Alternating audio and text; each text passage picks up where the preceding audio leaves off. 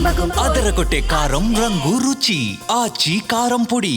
రాత్రి పొన్నూరు నియోజకవర్గం చేబ్రోలు మండలంలో సుద్దపల్లిలో జరిగినటువంటి ఘటనకు సంబంధించిన బాధితులు ప్రస్తుతం గుంటూరు ప్రభుత్వ ఆసుపత్రిలో చికిత్స పొందుతున్నారు. ప్రస్తుతం నేను గుంటూరు ఆసుపత్రిలో ఉన్న మనతో పాటు బాధితులు ఉన్న ఎవరైతే ప్రధానంగా చెప్తున్నటువంటి మహేష్కి సంబంధించినటువంటి వాళ్ళ మిస్సెస్ అర్చన ఉన్నారు. ఒకసారి మాట్లాడే ప్రయత్నం చేద్దాం. అమ్మా, ఎట్లా ఉందమ్మా? పెయిన్గా ఉంది సార్. అసలు ఏం జరిగింది రాత్ర నేను మా చిన్న అబ్బాయి మా అత్తయ్య గారు ఇంట్లో ఉన్నామండి. నేను వంట చేయడానికి వెజిటేబుల్స్ ప్రిపేర్ చేస్తున్నాను. అయితే ఇంతలో అమ్మాయి తొందరగా 5 లీటర్స్ అదే పెట్రోల్ తీసుకొచ్చింది మా బెడ్ మీద. అండ్ పోసేటప్పుడు మా మీద కూడా తుల్లిందనమాట. నేను మా అబ్బాయిని తీసుకుని బయటికి వచ్చేసాము. డోర్ బయట ఉన్నాము. ఇంకా మా అత్తయ్య గారు మా బావగారు అందరూ వచ్చారు. చుట్టుపక్కల ఉన్న ఎవరస్తులు అందరూ వచ్చారు. వచ్చేటప్పటికి ఆ అమ్మాయి లోపల వెలిగించుకుంది. ఆ అమ్మాయితో పాటు బయట ఉన్న మాకు కూడా ఇలా ప్యాచర్లు చాలామందికి 12 మంది దాకా అయ్యాయి. అయితే మా ఆయన గారికి అమ్మాయికి అఫేర్ ఉంది. ఆ అమ్మాయితో మా ఆయన గారు చాలా సంవత్సరాల నుండి ఉంటున్నారు. అయితే నేను ఒక 1 ఇయర్ క్రితం మా అమ్మగారి ఇంటికి వెళ్ళిపోయాను. ఇతను పద్ధతి, ఆ అమ్మాయి పద్ధతి నాకు నచ్చట్లేదు. మాతో తరచూ గొడవలు పెట్టుకోవటం వల్ల క్యాన్ 5 లీటర్ల క్యాన్ తెచ్చిందండి. 5 లీటర్ల క్యాన్ తెచ్చి నాతో ఏం మాట్లాడలేదు. భార్య పిల్లల్ని తెచ్చుకుంటాడు, ఎంత ధైర్యం వీడికి, సంగతి చెప్తానని చెప్పేసి పోసింది. మేము తప్పించుకున్నాము. ఆ అమ్మాయి కాలిపోయింది. మా ఆయన గారికి అమ్మాయికి అఫేర్ ఉంది. బెడ్ మీద పోసేటప్పుడు నా మీదకి తుల్లింది. మా అత్తయ్య గారు, నేను, మా అబ్బాయి. ఇంకా అమ్మాయి వెలిగించేటప్పుడు బయటికి మా మీద కూడా ఇట్లా మంటలు వచ్చేసాయి. మేము వెంటనే బయటికి పరిగెట్టాము. అమ్మాయి అనమాట రూమ్లో ఉండిపోయింది.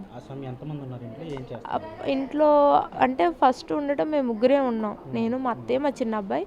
తర్వాత ఇలా అన్ని ఫోన్లు చేసి చెప్పగానే చుట్టుపక్కల యవనస్తులు కానీ చూసిన వాళ్ళు అందరూ వచ్చారు. వచ్చిన వాళ్ళందరికీ ప్యాచర్లు అయ్యాయి, గాయాల పాలయ్యారు. వివాహమై మా 10 ఇయర్స్ అవుతుందండి. మా వివాహం అయిన తర్వాత అమ్మాయితో పరిచయం ఏర్పడింది. అమ్మాయి భర్త ఉన్నాడు, భర్తను వదిలేసి విడాకులు తీసుకొని ఇట్లా ఉంటుంది. అయితే అమ్మాయి మా ఆయన గారితో ఉంటుండగానే వేరే వ్యక్తులతో అఫైర్లు పెట్టుకోవడంతో మా ఆయన చూశారు. ఇంకా అమ్మాయిని అప్పటి నుండి వద్దనుకుని నన్ను మా అమ్మ వాళ్ళ ఇంటికి వచ్చి తీసుకొచ్చారు.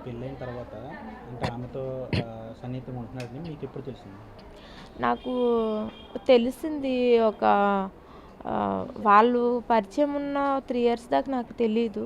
అయితే నాకు అనుమానం ఉండేది కానీ నాకు తెలీదు. తర్వాత అమ్మాయితో ఈయన హైదరాబాద్ వెళ్ళిపోవటం ఇంకప్పుడు నాకు తెలిసింది. ఒక 5 ఇయర్స్ అవుతుంది. వెళ్ళిపోవటం, మళ్ళీ రావటం, అమ్మాయికి ఈయన గొడవ అవటం, మళ్ళీ వెళ్ళటం. మేము కేసులు అప్పుడు పెట్టాము. చాలా గొడవలు జరిగాయి. కానీ వాళ్ళు చాలా ర్యాష్గా ఉంటారు మనుషులు. ఇంకా మేము మేము పెద్దగా గొడవలకి వెళ్ళే వాళ్ళం కాదు. ఇంకా మేమే భయపడి ఇలాంటి ప్రయత్నాలు ఏమైనా చేస్తుందేమో అని నేను ఇంకా నా పిల్లల కోసం నేను మా అత్తయ్య గారితో ఉండేదాన్ని. ఇంకా నేను 1 ఇయర్ క్రితం అమ్మగారింటికి వెళ్ళిపోయాను. ఇంకా అమ్మాయి అలా బ్యాడ్ అని తెలిసి ఇతను నా భార్య పిల్లలు నాకు కావాలి, నువ్వు వద్దు అని చెప్పి నన్ను తీసుకొచ్చి 2 డేస్ అవుతుంది. 2 డేస్లో ఇలా జరిగింది. 2 డేస్ సంక్రాంతికి ఈయన పండగకి వచ్చారు. పండగ అయిపోయిన తర్వాత నన్ను మా 2 అబ్బాయిల్ని ఆయన తీసుకొచ్చారు. ఇంట్లో మేము ఉండడం ఆ అమ్మాయి సహించలేక మా మీద ఇలా అటాక్ చేసింది. మాతో మాట్లాడడం అంటే మా ఆయన గారికి ఎప్పుడైనా ఫోన్ చేసేటప్పుడు పిల్లలకు బాగాలేనప్పుడు ఆ అమ్మాయి లిఫ్ట్ చేసి ఏమైనా అమ్మగుడికి ఎందుకు ఫోన్ చేస్తున్నావు అలాగే వార్నింగ్లు ఇచ్చేది. నేను ఇంకా ఏడ్చుకుంటూ ఉండేదాన్ని. తిరగబట్టడం అవి చేసేదాన్ని కాదు. మాది పద్ధతిగా ఫ్యామిలీ రోడ్డు మీదకి వెళ్ళాను. ఎవరిని అడిగినా మా హస్బెండ్లో కరెక్ట్గా లేనిది ఎవరిని అమ్మాయిని మనం ఏం అనలేం కదా. ఇంకా అందుకని నేను ఇప్పుడు మా ఆయనే తెలుసుకొని నా పుట్టింటికి వచ్చి నన్ను తీసుకొచ్చారు. మేము హ్యాపీగా ఉన్నాం. షాపింగ్ అది చేసాము. పిల్లలు మేము చాలా సంతోషంగా ఉన్నాం. అది ఆ అమ్మాయి ఎవరు ఇన్ఫర్మేషన్ చేశారో తట్టుకోలేక వచ్చి మమ్మల్ని ఇలా అటాక్ చేస్తుంది. మా మీద అంటే బెడ్ మీద పోసింది, మాకు తుల్లింది. బెడ్ మీద పోసేసింది. తర్వాత మేము బయటకు వచ్చేసాం.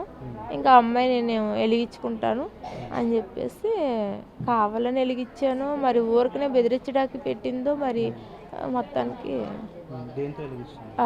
సిగరెట్ లైక్ కాలుస్తారు కదండి, దాంతో లైటర్తో వెలిగించింది.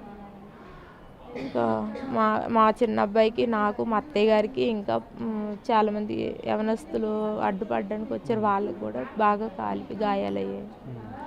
అందరూ సేఫ్గా ఉన్నాం, గాయాలతో అమ్మాయి చనిపోయింది.